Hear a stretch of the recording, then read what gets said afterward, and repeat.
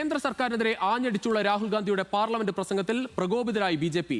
അന്ധഭക്തരെന്നും വിഡ്ഢികളെന്നുമുള്ള രാഹുലിന്റെ പരാമർശത്തിൽ പ്രക്ഷുബ്ധമായി സഭാതലം.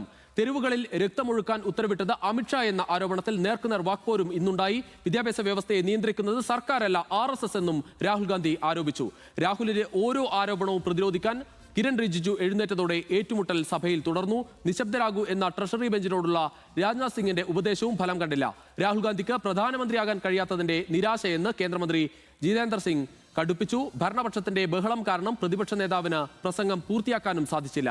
ഭരണപക്ഷം വലിയ പ്രതിഷേധം ഉയർത്തിയതോടെ രാഹുലിന്റെ വിഡ്ഢി പരാമർശം സഭയിൽ നിന്ന് നീക്കാൻ സ്പീക്കർ ഉത്തരവിട്ടു. ആദ്യം സഭയെ പ്രക്ഷുബ്ധമാക്കിയ ആ നിമിഷങ്ങളിലേക്ക്.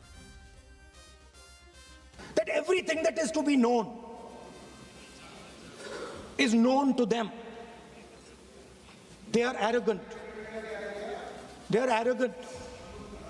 They don't listen. They don't respect other people's truth. So I said, what do you call these people? She said, I call them idiots. So I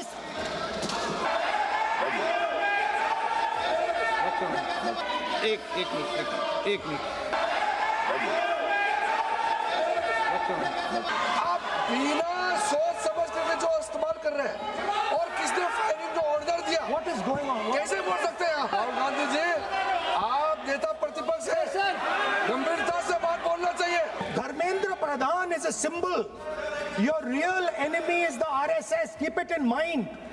They are the people who are not letting you be students. They are the people who want you to be andhbhakts. Home Minister of this country does not have the courage to come and sit here. He does not have the courage. निराशा और frustration से हताश होकर के वो प्रधानमंत्री आवास 7 LKM के दरवाजे पर जा बैठे. बड़ी विनम्रता से समझाने का प्रयास किया गया कि ये आपको शोभा नहीं देता, तो इन्होंने कहा कि मुझे उठा लिया जाए. विधेयक को पारित किया जाए. जो सदस्य इसके पक्ष में हाँ गए, जो सदस्य विरोध में ना गए, मेरे विचार में निर्णय हाँ वालों के पक्ष में प्रस्ताव स्वीकृत हुआ और विधेयक पारित हुआ. സഭയിൽ പ്രസംഗം തടസ്സപ്പെടുത്തിയതിനാൽ പ്രത്യേക വാർത്താ സമ്മേളനം വിളിച്ച് രാഹുൽ വീണ്ടും കടന്നാക്രമിച്ചു. പോലീസ് അതിക്രമത്തിന്റെ തെളിവ് നിരത്തിയായിരുന്നു രാഹുലിന്റെ ആരോപണം.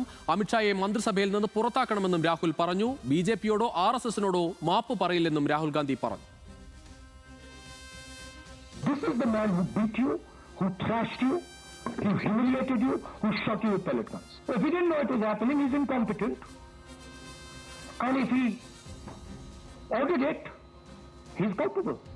So it is our advice to the Prime Minister, sack Shah and order a probe monitored by independent high-powered committee of the Supreme Court.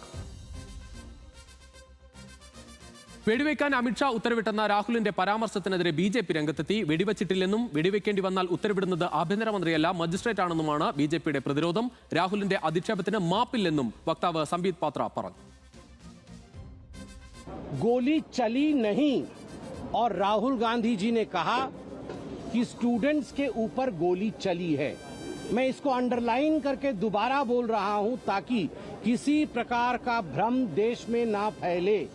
Delhi में जिस समय संसद मार्च चला था उस समय स्टूडेंट्स के ऊपर गोली नहीं चली थी. മാരത്തൺ ചർച്ചകൾക്ക് ഒടുവിൽ പ്രതിപക്ഷ പ്രതിഷേധത്തിനിടെ ശബ്ദ വോട്ടോടെ പരീക്ഷാ ഭേദഗതി ബിൽ ലോക്സഭ പാസാക്കി. ലിജോ വർഗീസ് ചേരുകയാണ് കൂടുതൽ വിവരങ്ങളുമായി നാഷണൽ ഡെസ്കിൽ നിന്ന്. ലിജോ, എന്തായാലും പലപ്പോഴും നമ്മൾ പാർലമെന്റിൽ കണ്ടിട്ടുള്ളത് രാഹുലിനെ ലക്ഷ്യമിട്ടുള്ള ആക്രമണത്തിലൊക്കെ വലിയ തരത്തിലൊരു പിന്തുണ ഭരണപക്ഷം ആർജിക്കുന്നതാണ്. പക്ഷേ ഇത്തവണ രാഹുൽ ഗാന്ധി ഈ ഭരണപക്ഷത്തിനെതിരെ നടത്തുന്ന ആക്രമണങ്ങൾ അത് കൃത്യമായി തന്നെ കുറിക്കുകൊള്ളുന്നുണ്ട്. തീർച്ചയായും സംഭവബഹുലമായ ഒരു ദിവസമാണിന്ന് ലോക്സഭയിൽ കടന്നുപോയത്.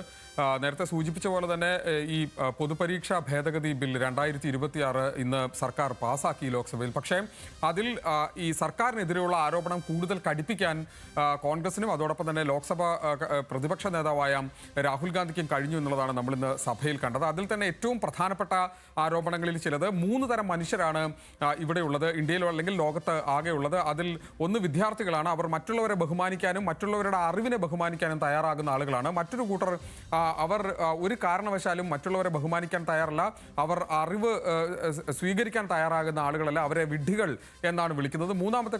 മൂന്നാമത്തെ കൂട്ടർ എന്ന് പറയുന്നത് ഈ വിഡ്ഢികളെ ആരാധിക്കുന്നവർ ആണ് എന്നുള്ള പരാമർശമാണ് നടത്തിയത്. ഈ വിഡ്ഢി പരാമർശം വലിയ തോതിൽ ലോക്സഭയിൽ ആദ്യഘട്ടത്തിൽ അത് ഭരണപക്ഷം ആ തരത്തിൽ അതിനെ കൈകാര്യം ചെയ്തില്ലെങ്കിൽ പിന്നീട് ഈ വിഡ്ഢികൾ എന്നത് പരോക്ഷമായി നരേന്ദ്രമോദിയെയും അതോടൊപ്പം തന്നെ സർക്കാരിനെയുമാണ് പറയുന്നത് എന്ന് വിമർശിച്ചുകൊണ്ടാണ് ഭരണപക്ഷം വലിയ തോതിലുള്ള ഒരു ബഹളമുണ്ടാക്കുകയും പലതവണ രാഹുൽ ഗാന്ധിയുടെ പ്രസംഗം തടസ്സപ്പെടുത്തുകയും ചെയ്തത്.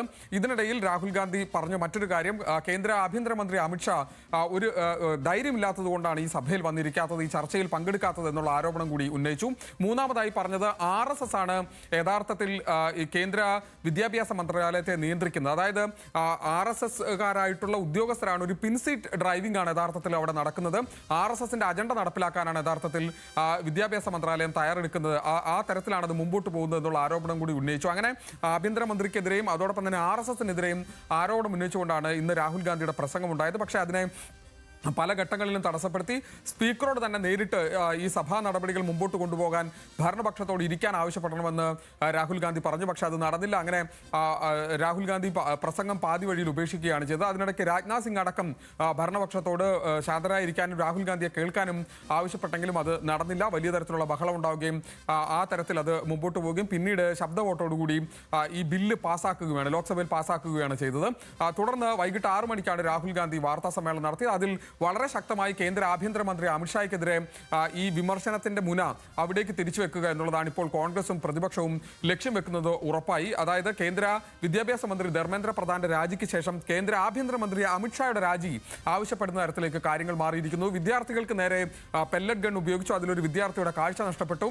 അതോടൊപ്പം തന്നെ ലാത്തികളിൽ ആണി തറച്ചുകൊണ്ട് വിദ്യാർത്ഥികളെ, അത് പെൺകുട്ടികളെ അടക്കം മർദ്ദിക്കുന്ന തരത്തിലേക്ക് കാര്യങ്ങൾ മാറി. ബീഹാറിൽ AK-47 ഉപയോഗിച്ചുകൊണ്ട് വിദ്യാർത്ഥികൾക്ക് നേരെ വെടിവെച്ചു. അങ്ങനെ വലിയ തരത്തിലുള്ള ആരോപണം കേന്ദ്ര ആഭ്യന്തര മന്ത്രാലയത്തിന് നേരെ ഉന്നയിക്കുന്നു. അതിൽ തന്നെ ഡൽഹി പോലീസും അതോടൊപ്പം തന്നെ റാപ്പിഡ് ആക്ഷൻ ഫോഴ്സ് അടക്കമുള്ള സേനകൾ റിപ്പോർട്ട് ചെയ്തത് ആഭ്യന്തര മന്ത്രാലയത്താണ്. അതുകൊണ്ട് തന്നെ ആഭ്യന്തര മന്ത്രാലയം പറയാതെ ഇത്തരം കാര്യങ്ങൾ നടക്കില്ല എന്നുള്ളതാണ്. അതിൽ തന്നെ രാഹുൽ ഗാന്ധി പറഞ്ഞത് ആഭ്യന്തരമന്ത്രി അറിഞ്ഞിട്ടല്ല ഈ കാര്യങ്ങൾ നടന്നതെങ്കിൽ ആഭ്യന്തരമന്ത്രി കഴിവുകെട്ടവനാണ്, അല്ലെങ്കിൽ ആഭ്യന്തരമന്ത്രി അറിഞ്ഞാണെങ്കിൽ അദ്ദേഹം ആ പദവി രാജിവെച്ച് പോവുകയാണെന്നുള്ളതാണ്. പ്രധാനമന്ത്രിയോട് ആവശ്യപ്പെടുന്നത് അത് തന്നെയാണ്. സുപ്രീം കോടതി ഒരു പ്രത്യേക അന്വേഷണ സമിതിയെ നിയോഗിക്കണം എന്നുള്ള കാര്യം കൂടി ആവശ്യപ്പെട്ടിരിക്കുന്നത്. ഏതായാലും ലോക്സഭയിലും അല്ലെങ്കിൽ പാർലമെന്റിലും വരും ദിവസങ്ങളിൽ അമിത്ഷായുടെ രാജി എന്ന നിലയിലേക്ക് കാര്യങ്ങൾ മാറുന്നു എന്നുള്ളതാണ് ഈ വൈകുന്നേരം നമുക്ക് മനസ്സിലാക്കാൻ കഴിയുന്നത്.